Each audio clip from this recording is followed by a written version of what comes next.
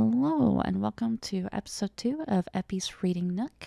Today we will be reading an excerpt from In the Time of the Telperi Flower, written by David Christopher Galhia. I will have the link to this short story as well as his socials down below so that you can go and browse his other works. But for now, get comfortable. I'm going to do my best to pronounce some of these words, and let us have a great time, shall we? Here we go. The Fantastic Journal of Taisto Crowfoot. Comments provided by myself, May Ilya, 47 years after the events described herein. Bonus edition. Never seen lost pages from Taisto's diary recovered. Discovered and translated by esteemed master scripter Paul Grimier. By discovered and translated, Grimier means he bribed a night digger to steal the journal from Taisto's grave, edited the words within an inch of their life, and has, over the past 4 decades, published several newly discovered entries to sate his readers' capricious appetites. 4th edition, Grimier and Associate Publishing, Exclusive Rights, Institute of Erudition, License 38272. Day 4, Entry 16. Arriving to camp. Mua Lakopti, pleasant smells, a curious visitor. Welcome back, dear reader.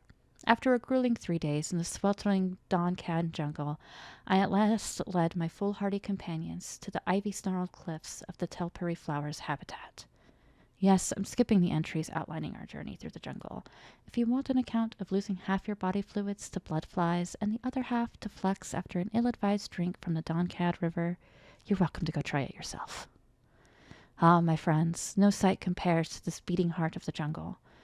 The elusive flower shelters within the mighty walls of Mua Lakopti, an ancient, extinct volcano named for the god of my people. Indeed, it is said Mua Lakopti protects the Ororba people and our humble island from within this mighty mountain, and his presence gives the Telperi flower its lethal, time-bending properties. Mua Lakopti, both linguistically and the Ororba guardian deity, is female. Astute readers will notice the pronoun changed from her to his between the journal's 1st and 2nd editions, just before the editor, Paul Grimier, presented this text to the Institute's then male, High Imperator. Taisto. Ravenna emerged from the brush, sweaty but composed, her locks bound by a yellow bandana, though a single strand had escaped during the day's arduous trek. She glanced upward, frowning. This it? Yes. I gestured, reverent. Behold, Mua Lakopti, god of time, protector of Ororbo Island, whose impenetrable walls contain secrets from countless generations. Sweet mother, it's obsidian! May stumbled into the clearing. She collapsed, panting, though even in her exhaustion she studied the stony earth. Volcanic sediment, she exclaimed. Porous, metamorphic. Gods, I'm tired. But given time's erratic flow around the volcano, it's impossible to know. How do we get in? Ravenna interrupted. I pointed.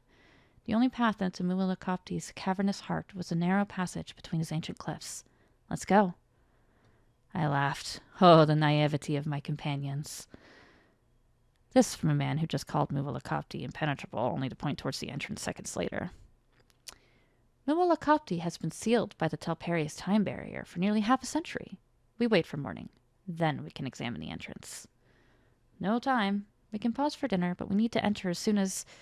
Ravenna trailed off. I frowned as her nostrils flared and, in most unladylike fashion, sniffed. Her amber eyes narrowed. Someone's here. Another camp. She took a deep breath. Gods, they're cooking something amazing. Ravenna choked with surprise. That's impossible. May looked up. What do you smell? Sniff. Rosemary. Flaked pastry with aged Goem cheese. Her dark cheeks blushed. It's your grandmother's tomato gelette. May raised an eyebrow, stepping over rocks to stand beside her wife. As a breeze rustled her long black hair, puzzlement gave way to delight. Spiced chocolate, she breathed. Poached pears and ambrosi wine and... Oh! May's eyes closed, savoring the scent. Cardamom. Her fingers wove through Ravenna's. Remember, she whispered, the night bazaar in Koramu, the little painted bakery along the river? Her brown eyes sprang open. Taisto! Her gaze was sharp. What do you smell?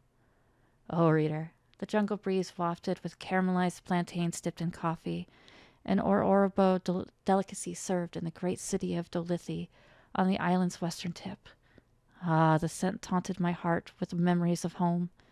Dolithi's misty streets, the sprawling piers jutting like the lamplit arms of a mighty octopus, the lighthouse market where my darling children loved to play.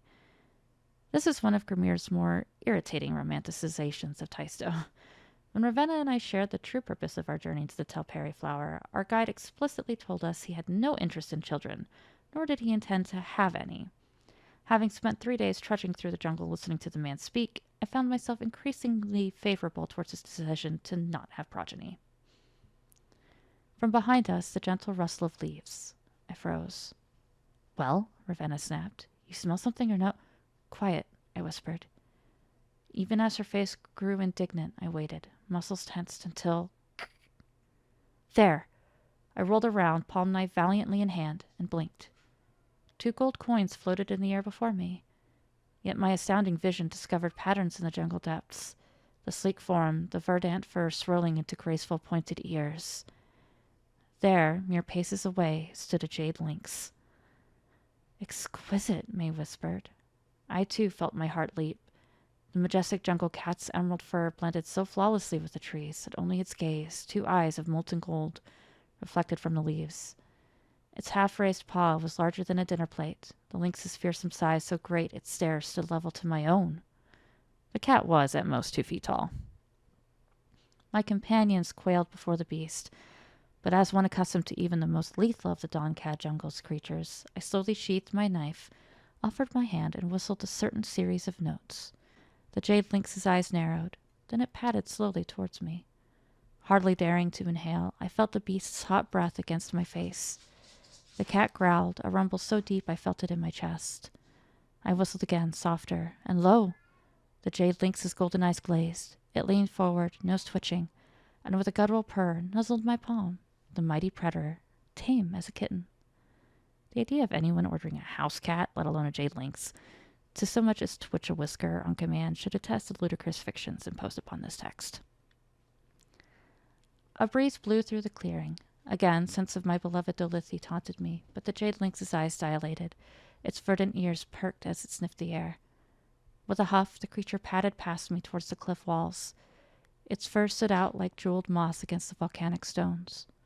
The lynx strode past May and Ravenna, hardly flicking an ear in acknowledgement as it stalked towards the source of the scent, the narrow passage leading into Mualakopti's volcanic interior. Ravenna watched, rapt, as the cat crossed the clearing, but May was grinning like a madwoman. "Rav," she breathed. "It's a psychotoxin." I frowned, confused, but Ravenna started. "Are you sure?" The smaller woman breathed deep. Unless my 82-year-old grandma's opened a bodega in the heart of the jungle, we're smelling something else, tricking our senses. A scent in the air, enticing us, tricking us. The Telperi flower. I squinted at Mualakopti's dark entrance. It's attracting us? The lovers exchanged a look.